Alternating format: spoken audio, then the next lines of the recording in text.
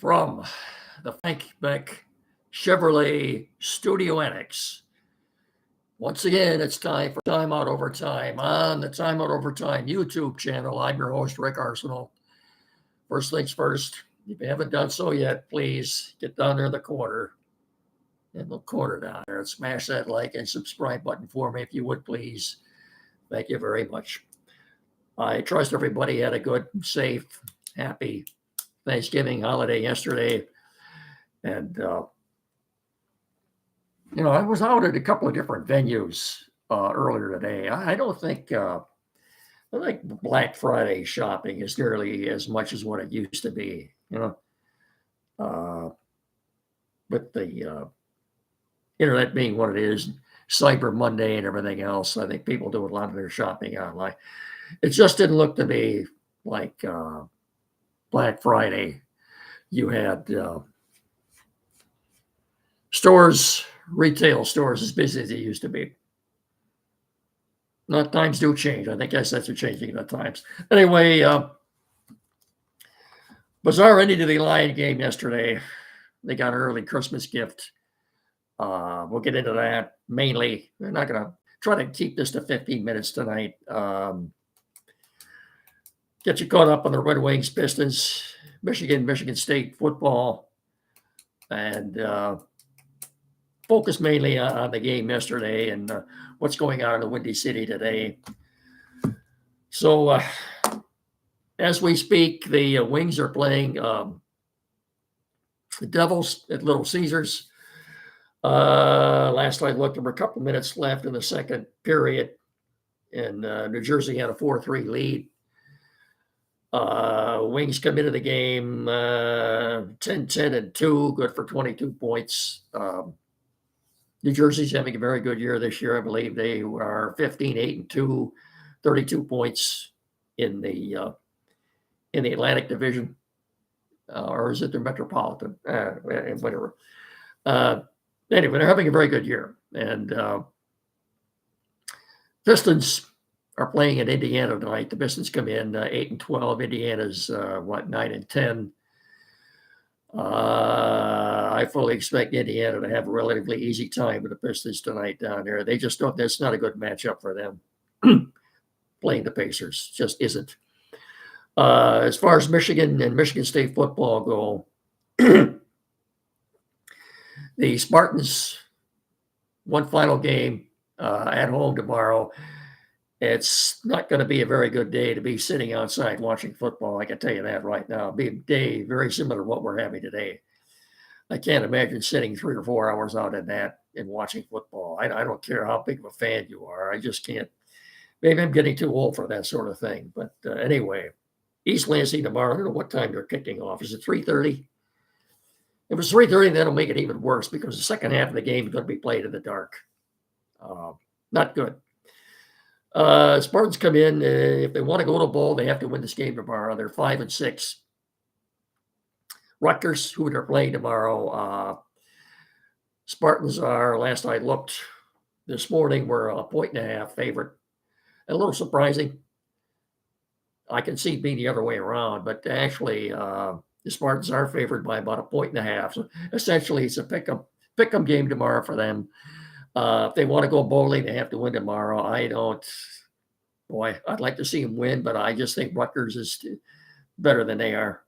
I'll be surprised if they win. I'm hoping they win, but I'll be very surprised if they do. Wolverines have a noon date tomorrow as they renew their rivalry in Columbus with Ohio State. Depending on where you look, they're either 19.5 or 20-point dogs.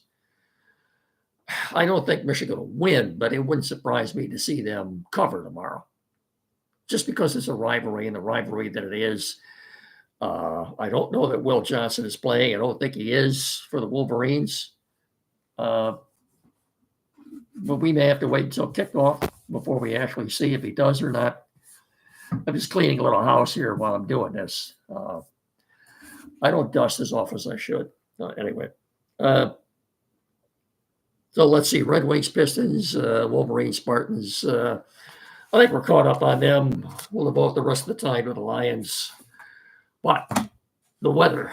The weather's an issue right now. I think the wind chill is about 10, 9 or 10 degrees out there. The wind is very raw. It's a raw, damp day.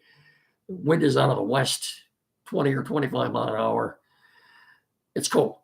Any way you look at it, it's cold. Where am I going with this? Well, if you haven't done so yet, now is the perfect time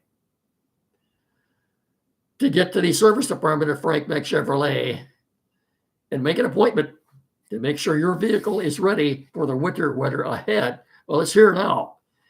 Get in there and let them check the strength of your battery, your belts, your hoses, wiper blades, antifreeze, and more. Plus, now is the perfect time to get that new set of tires so you don't go slipping and sliding down the highway. And if you don't think your car will make it through another rough Michigan winter, let the sales pros at Beck's help you find the vehicle for all seasons. 2025s are rolling in pretty much every day out of the lot, so their selection right now is tops. And you check out their inventory on their webpage at frankbeckchevy.com, or better yet, stop by the dealership on M99 between Hillsdale and Jonesville and let them help you experience the Frank Beck difference. Chevrolet, together, let's drive. The game yesterday, what can you say about that to begin with? The Lions totally dominated the first half. Let me take a slug of water before I get into this.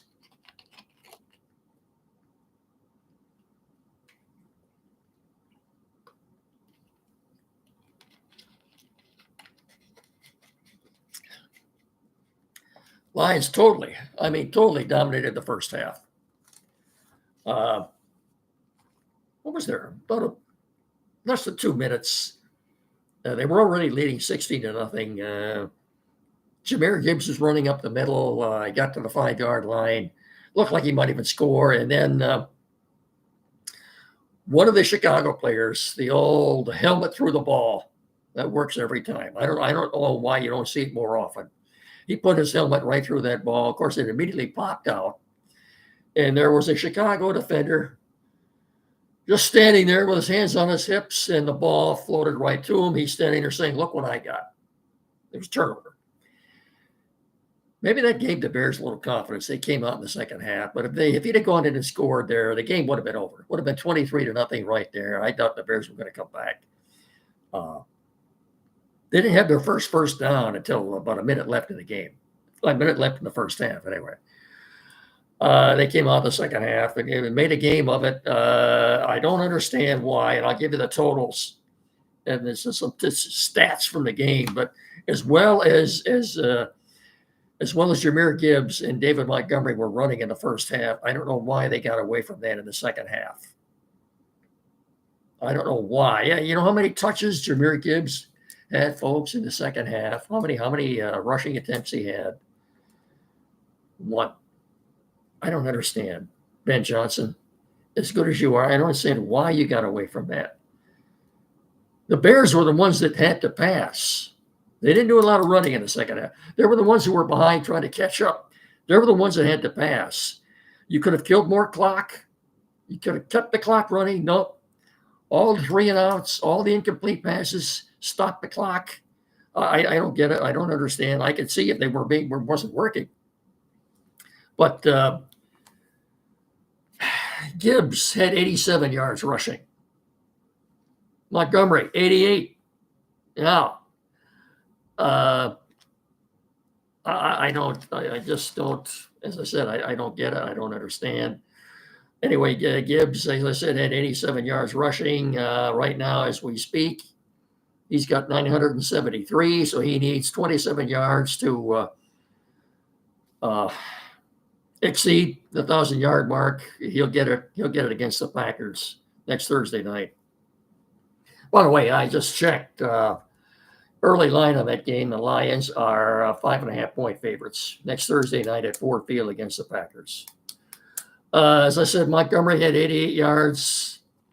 He's got 714 now. Hey, with 5 games left, he needs 286 to get to 1,000. He's got a shot at it. I think I'd say he's got a pretty legit, if he can stay healthy, I think he's got a pretty good legitimate shot at that.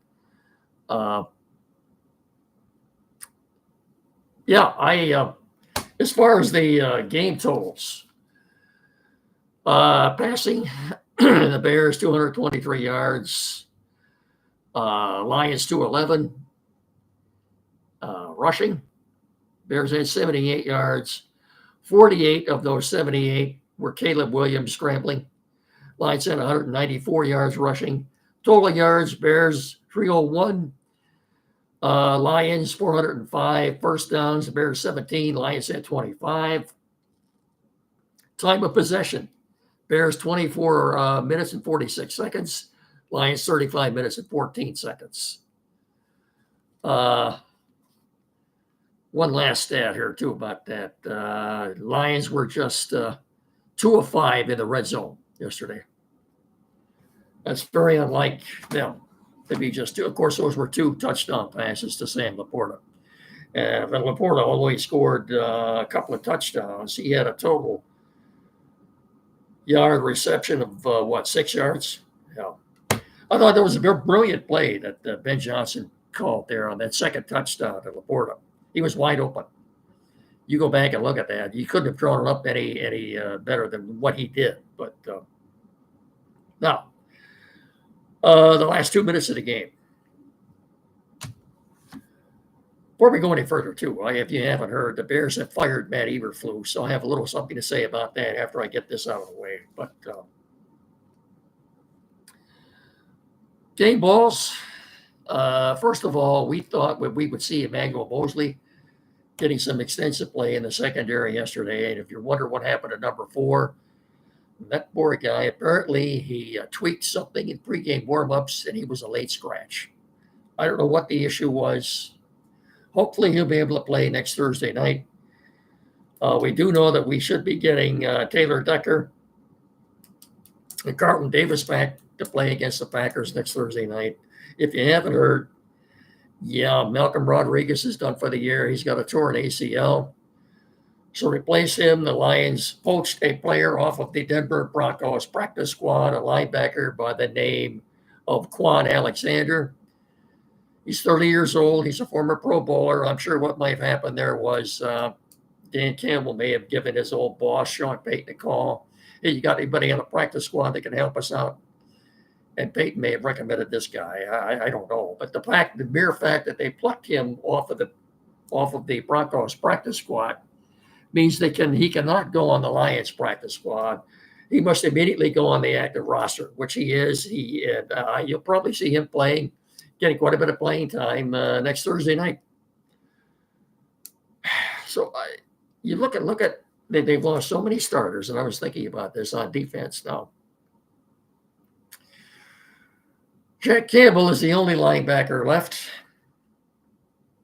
They've lost Derek Barnes, Alex Anzalone, now Malcolm Rodriguez. Jalen Reeves-Maybin is still on IR, I believe. So the only linebacker left, the only one standing left yet is Jack Campbell.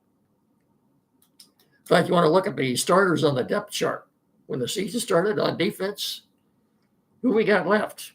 The two safeties, Branch and Joseph. Aleem McNeil. DJ Reader. Well, DJ Reader did not start the season. You recall, he missed the first couple of games. And I suppose you could say Terrion Arnold, what is that, four starters? 3 in the secondary and 1 on the front 7. The rest are gone. Boy.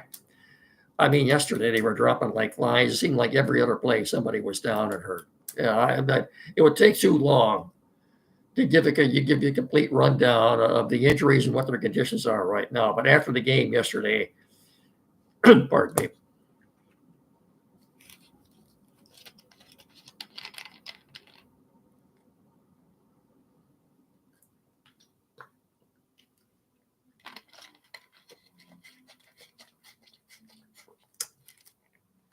after the game yesterday, Dan Campbell was asked about all the injuries. And he said he thought Rodriguez was probably the worst of any of them, and he was right. He's done for the year.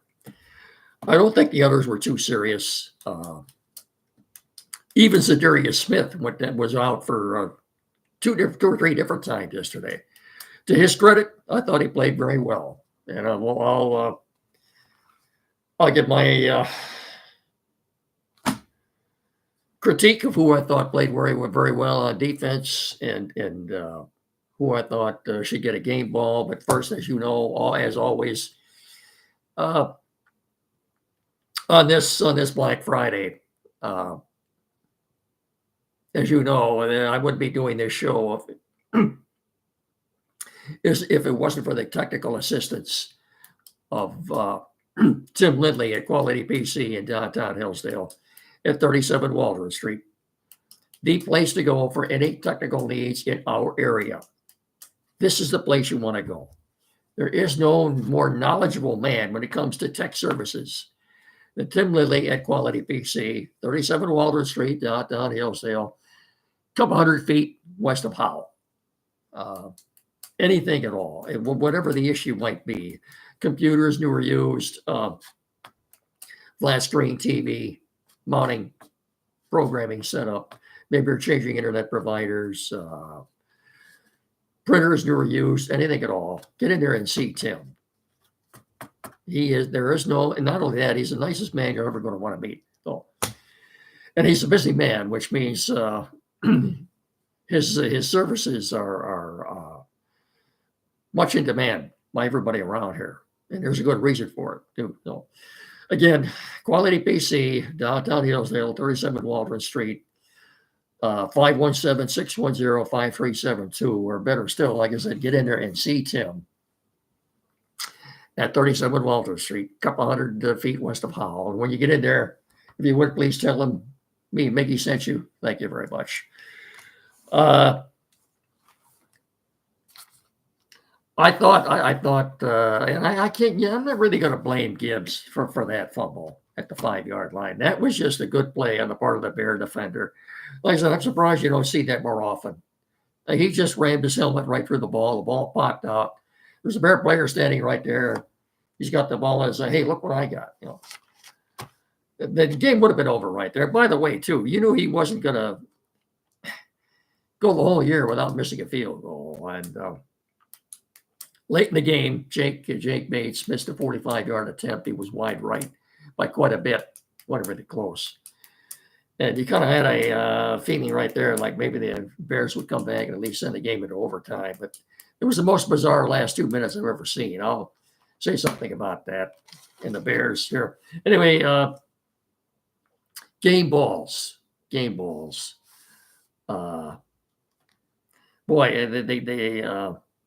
Turner, Ezekiel Turner on defense. He had a sack. Al-Qadim Muhammad. Who are these guys? I don't know who these guys are. Ezekiel Turner, they both had a sack. The Lions had 5 sacks yesterday. In fact, they had 17 pressures when they weren't blitzing. 17 non-blitz pressures. That's the most ever in the Dan Campbell era. 17. Like I said, Ezekiel Turner, Al-Qadim Muhammad, Zadarius Smith had a sack and a half. Ali McNeil played a great game, and DJ Reader played his best game as a Lion. He had 2 sacks.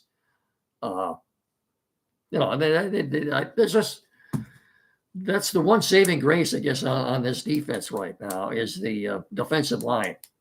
By the way, Jameson Williams, if you haven't heard, unsolicited, got up in front of his teammates after the game and apologized for a complete, you're going to call it a brain fart or whatever.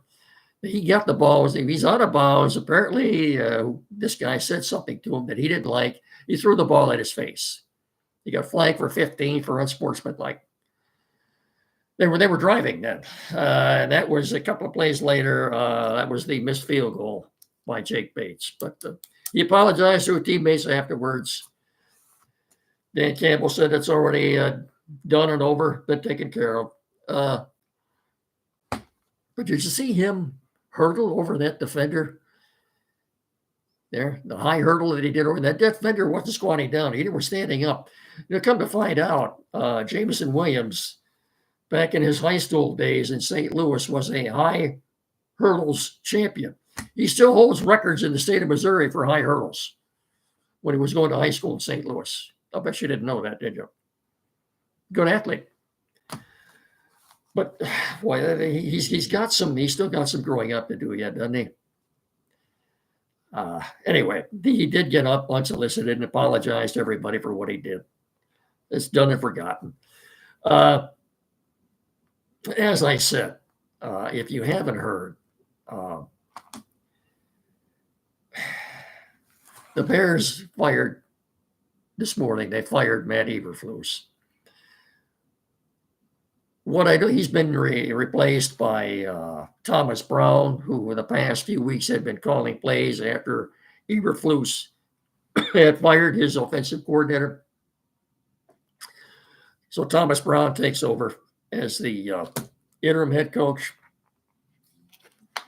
with 5 games left.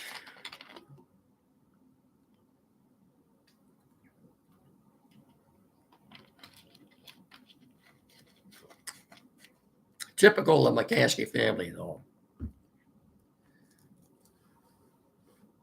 If you knew you were going to fire him, first of all, we don't know who made the decision, because so far we have heard nothing from anyone in the Bears front office. Absolutely nothing. You think somebody would come out and make a statement or say something, but we have heard nothing from the Bears front office. All we know is that Eberflus has been fired and Thomas Brown is the interim head coach. Yet Eberflus addressed the media at 9 o'clock Chicago time, Central Time this morning. 90 minutes later, he was fired. Well, what'd you let him go out there and talk for? And try to explain himself and then fire him immediately after that? Was that really necessary? This is the McCaskey family. Again, we don't know who made the call, but I suppose they figured this was enough, this blunder. Bears getting off. Well, the worst case scenario, I'm not going to get into the whole thing. If you saw the game, and I'm assuming you did, worst case scenario should have been that the Bears would kick a field goal or at least send the game into overtime. And the game ended with the Bears still having a timeout left yet that they didn't take for some unexplained reason.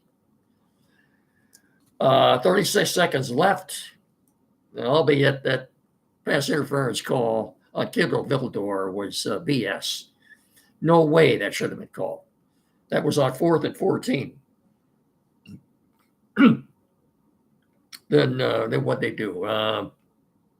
Was that came after the it was 4th and 14. And then immediately after that, what did we have? We had a pass interference call on Cole Kmet. Made it 2nd and 20, and then Zadarius Smith had a sack. Now it's 3rd and 26. The clock is running. There's mass confusion for the Bears. Caleb Williams acts like he doesn't know what's going on.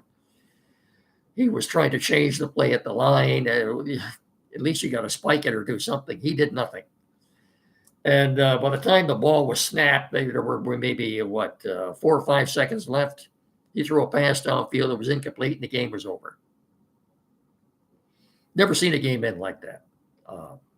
No excuse for it. So the Lions got an early gift. One thing I don't understand why the Lions got away from the running game in the second half. You ran the ball very well in the first half. All the incomplete passes did in the second half. The Lions had too many 3-and-outs in the second half. Run the ball, keep the clock moving. I'm sure Ben Johnson will meet the press next week. I'd like to ask him about that. I wish somebody would, but I don't know. Ben Johnson, would he be a candidate for the Bears coaching job next year? I wouldn't want to coach for the McCaskey family. I really wouldn't. Like I said, why would you let this man? You knew you were going to. If you do, maybe they didn't think. Maybe they didn't know when he went out there at 9 o'clock to meet the press. Maybe they didn't know they were firing him. I don't know. Very bizarre. I have no doubt Matt Eberflus will end up another team next year, someone's defensive coordinator. I'll bet you didn't. Guess who? Guess who? The Kansas City Chiefs offensive coordinator. By the way, the Chiefs, last I looked at halftime, had a 10-3 lead over the Raiders. Boy, that's an exciting game, isn't it? I hope the folks that paid to stream that game are enjoying it. You know who the offensive coordinator is now for the Kansas City Chiefs? Fill up a name of Matt Nagy. Does that sound familiar? The former Bear head coach who was fired a few years ago. No. I have no doubt Matt Eberflus will catch on next year as someone's defensive coordinator. They always do. So, anyway, as I said, the Lions play the Packers at Ford Field next Thursday night. Right now, they are 5.5-point favorites. They got you caught up on everything, I guess. So the game, but by the way, after the game yesterday, and the Lions immediately after the game, Dan Campbell gave out one game ball, and then deservedly went to DJ Reader. He had his best game as a Lion. What can I say? They got an early gift, and they played a rather disappointing second half, I thought. As I said, they were only, 2 of 5 in the red. They were only 2 for 5 in the red zone. Yeah, not a good day for them in the red zone. So, no trouble moving the ball up and down the field in the first half, but I think they should have kept running the ball in the second half myself. But they got away from that. Anyway, bottom line is they won. They won 10 straight. They're 11-1. They equaled a 10 straight win record that the 1934 team had.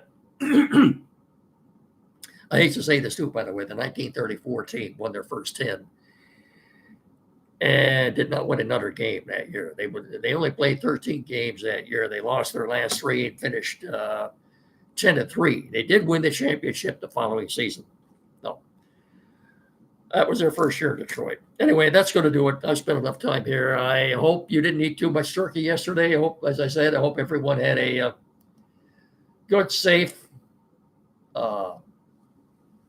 Thanksgiving Day. I'll talk to you again. I think we're going to keep this schedule, at least for the rest of the year anyway. I'll talk to you again on Monday. Don't forget tomorrow from 9 to 10 here locally on WCSR 92.1 FM. Time out with Andy. I think we'll have a special guest. We may have Martin Peterson back in the studio with us tomorrow, so you want to give us a listen to that. And like I said, I will talk to you again on Monday. So until then, have a good rest of your Thanksgiving weekend. Please remember to treat each other with respect. Stay warm. As always, thanks for watching. So long, everybody.